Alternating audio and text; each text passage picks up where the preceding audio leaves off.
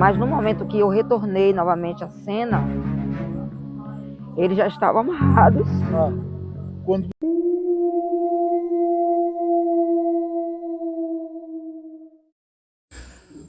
Olá! Para a ciência, o sonho é um evento que ocorre durante o sono e é caracterizado por uma experiência sensorial, viva.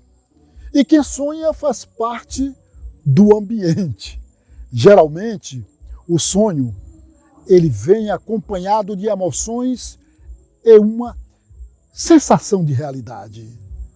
Os sonhos podem incluir imagens, sons, cheiros e, inclusive, gostos e sensações táteis. O sonho é um fenômeno interessante para a ciência e tem sido objeto de estudo por diversas áreas do conhecimento. Mas ainda há muito a ser descoberto sobre o seu significado e sua função para a humanidade.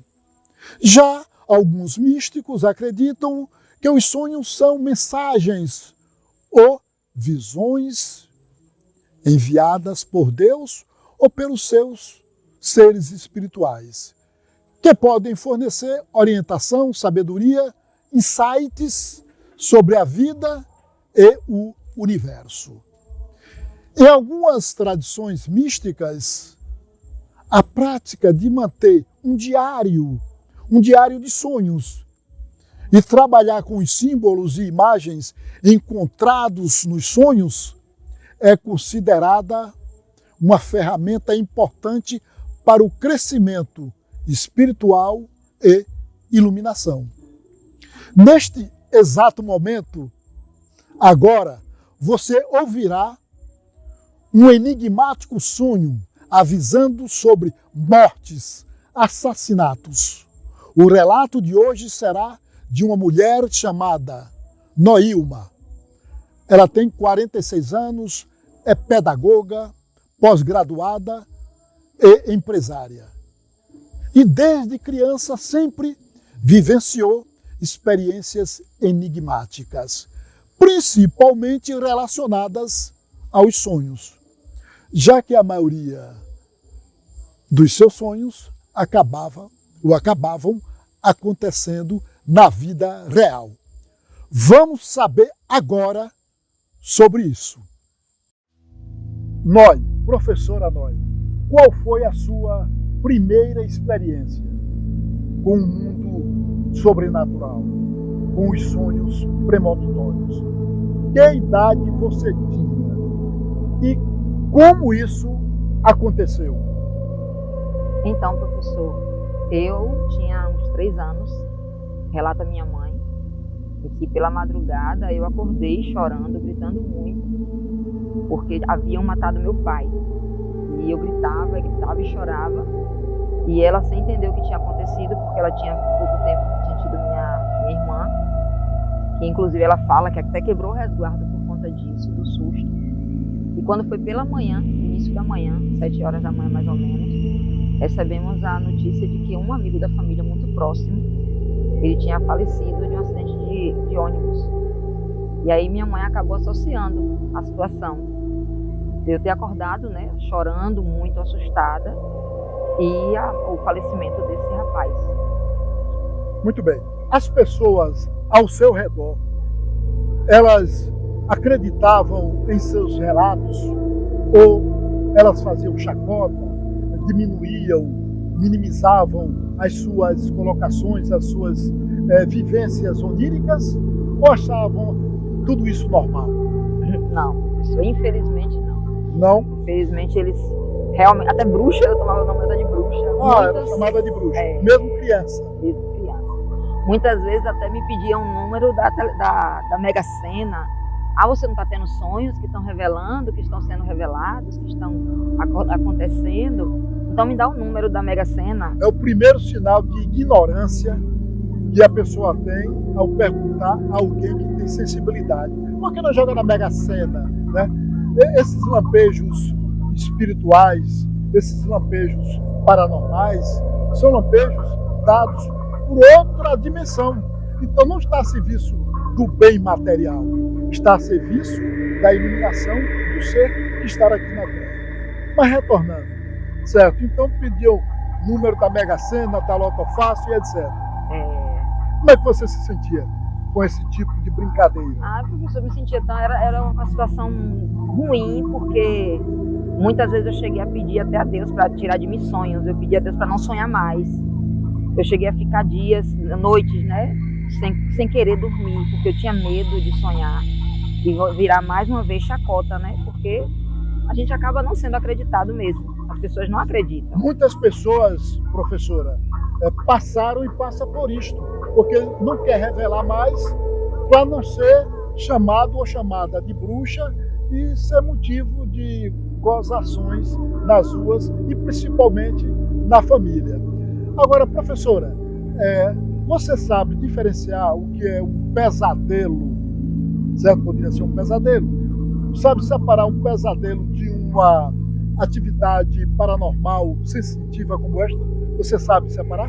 Sei, professor, porque todas as vezes que eu sonhava, sempre que eu tinha esses sonhos, que eu vejo hoje como eram sonhos de revelação realmente, que acabavam me revelando algo que ia acontecer, algo me chamava a atenção que coincidia muito, que eram dores fortes de cabeça, principalmente na nuca, eu sentia Antes muita... de acontecer? Não, ou depois? Depois, após? Quando eu sonhava.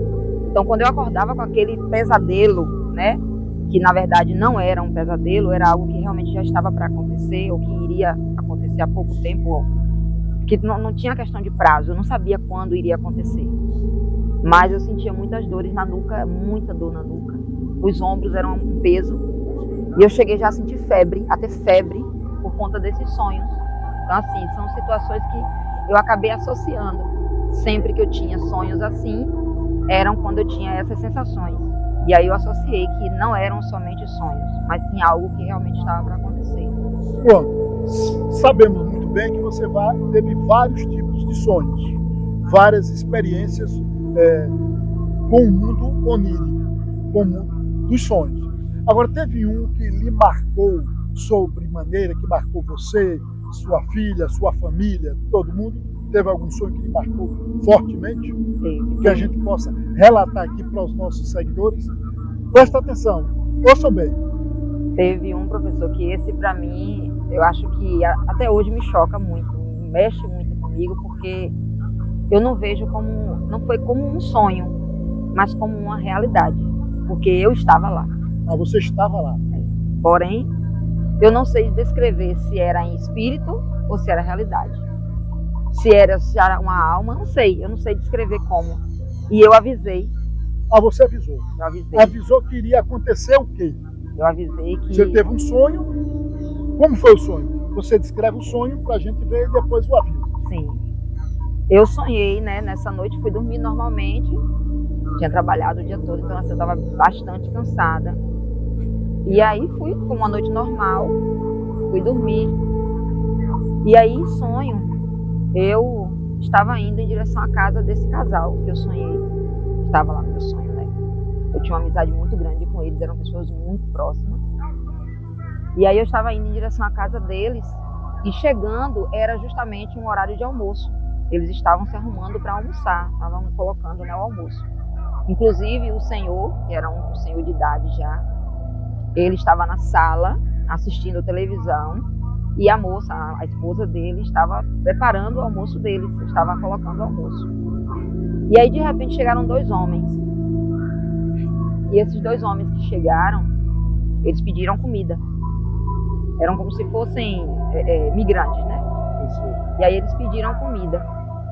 E aí ela foi, ela não se recusou, né, a alimentá-los. Ela foi, convidou para dar, né, alimentação para eles.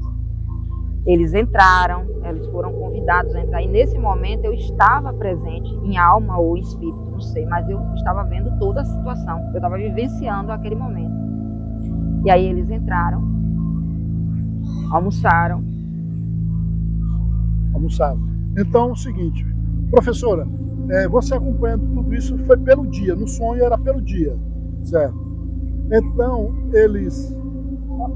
a porta foi aberta para essas duas pessoas que o casal não conhecia, não é isto? Foi dado um almoço gratuito, foi gratuito o almoço? Exatamente. E parece que eles jogaram dominó também. Isso. Jogaram dominó com Brincaram. Brincaram dominó, né? E enquanto eles brincavam dominó, os dois forasteiros com o dono da casa, a dona da casa, a esposa, servia, né, o café, Sim, servia sim. o almoço, né? E aí, em seguida, eles se retiraram. Mas em sonho é como se tivesse acontecido algo que eu não sei o que foi aquilo, é como se tivesse tremido alguma coisa, se um momento eu não tivesse conseguido ver. Mas no momento que eu retornei novamente à cena, eles já estavam amarrados. Quando você retornou à cena, eles já estavam amarrados, os dois, certo? O casal estava amarrado, certo? Pronto. A gente vai suspender um pouco aqui para que a professora se restabeleça, beba um pouco d'água, porque ela está bastante emocionada, e a gente retorna aqui nessa parte em que, quando ela retornou, eles já estavam amarrados. Quando ela retornou daquela visualização, é isso?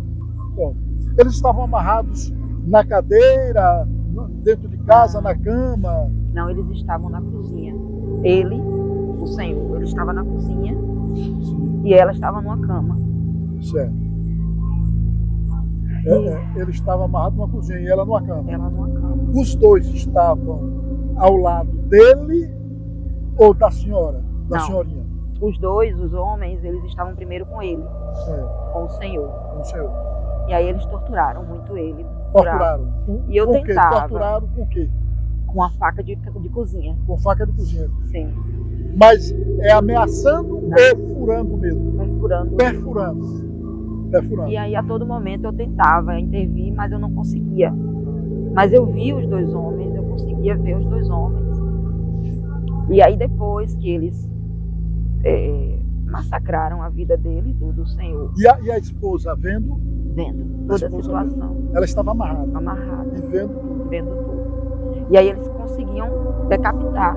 Eles conseguiram decapitar o Senhor? Isso. No sonho. No sonho. Eu vendo isso tudo em sonho. Tudo isso no sonho, isso, viu, pessoal? Tudo em sonho. Em sonho. E aí colocava a cabeça dele em cima de uma mesa. Sobre a mesa. Isso. E depois voltaram para ela. Ela chorava depois muito, dela gritava. Ter percebido tudo, todo esse maltrato, essa tortura, essa barbaridade com seu esposo, aí eles voltaram para ela. E aí lá, eles no sonho, né? Eu vendo tudo. Eles abusavam dela. E eu tentando intervir, mas eu não conseguia, porque é como se eu não estivesse sendo vista ali, naquele momento. E ela gritava, chamava por ele, pelo Senhor, que ela chamava muito por ele. Mas ele já estava decapitado. Ele já estava decapitado e o corpo dele, né, caído na porta de um banheiro. E aí depois fizeram o mesmo com ela. Mas quando você disse que ela foi abusada, assim, ela foi também furada, perfurada também, mas houve outro tipo de abuso? Abuso sexual. Abuso sexual. Isso. Certo.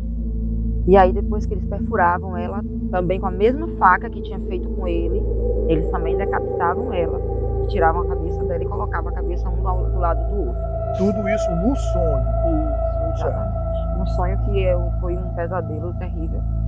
E aí depois de toda essa situação, é como se eu tivesse acordado assustada, mas na verdade eu não estava acordada no físico. É como se eu tivesse acordado, mas eu ainda estava no sonho. E aí ela apareceu para mim na escada da casa onde eu morava, na época. E ela estava toda vestida de branco. E ela olhava para mim, aí eu olhava para ela assustada, porque é como se eu tivesse visto uma cena. E depois eu voltei a encontrar com ela, mas eu sabia que já não era mais físico. E aí ela chegava para mim e pedia para que eu soubesse como dizer ao filho dela, para que eu pudesse conversar com o filho dela e cuidasse daquele momento. E aí foi quando eu acordei desesperada. Eu acordei desesperada nesse dia. E eu tremia muito. Eu tive febre, muita dor de cabeça. E logo eu liguei para esse filho dela. Que ela pediu para cuidar. Que ela pediu. E aí falei para ele que eu precisava muito conversar com ele. Isso eu lembro, professor, que foi uma quinta-feira, no dia 1º de A março. sua filha já tinha nascido? Sua filha? Já. Sua filha já era Já, minha menina já adolescente? tinha, se eu não me engano, 5 anos. 5 anos. 5 anos. Isso foi por volta do dia 1º de março. E aí eu liguei para ele, pedi para que ele passasse lá em casa, que eu precisava conversar com ele, porque foi desesperador. Foi desesperador. O sonho. Isso. E aí ele passou lá na noite e eu contei todo detalhadamente o que tinha acontecido e pedi para ele, para que trouxesse eles para a cidade. Para que trouxesse o casal isso, que eram os pais dele. Para que trouxesse, para pelo menos eles passarem uma semana por aqui, para que aquele peso que eu estava sentindo me aliviasse, porque eu estava sentindo um peso muito grande. É como se eu tivesse com uma responsabilidade, né, sobre as minhas costas, porque eu sabia que ia acontecer. É como se eu sabia que aquilo estava para acontecer, mas eu queria livrar eles daquilo ali. E eu não fui ouvida. Então, foi só um sonho. Foi só um sonho. Então, foi só um sonho. Pronto. Então você teve esse sonho, chamou o filho, que a mãe apareceu no sonho, depois de assassinada. Ele disse, olha, avisa meu filho, cuide do meu filho. Bom, você chamou o filho, já no dia a dia normal, o filho não lhe deu ouvidos. Quer dizer, ouviu, mas não acreditou. Não é isso? E aí, 8 dias após, isso eu tinha contado esse sonho numa quinta-feira, e aí passou a semana. Quando foi na outra quinta-feira, meio-dia, o filho que morava em Feira de Santana sempre ligava para eles. Feira de Santana, Bahia. Isso. E aí sempre ligava para eles ao meio-dia, para saber como eles estavam. Ligava para os pais. Para os pais. Um outro filho. E aí nessa ligação, quem atendeu já não foram eles, já foram os assassinos. Mas até então eu não sabia. Não sabia de nada. Sim, aí o assassino atendeu. Atendeu o telefone, se identificou como um primo, como fosse um primo, né? E aí ele estranhou, o filho estranhou e entrou em contato imediatamente com esse outro que eu tinha contado o sonho. E aí nesse trâmite ele conseguiu chegar até lá, mas já foi tarde. O filho que morava aqui, isso, na região. Isso. Porque assim, o meio-dia, quando o outro ligou, foi exatamente o momento em que já tinha acontecido o fato, que foi o momento que eu sonhei, o momento da refeição.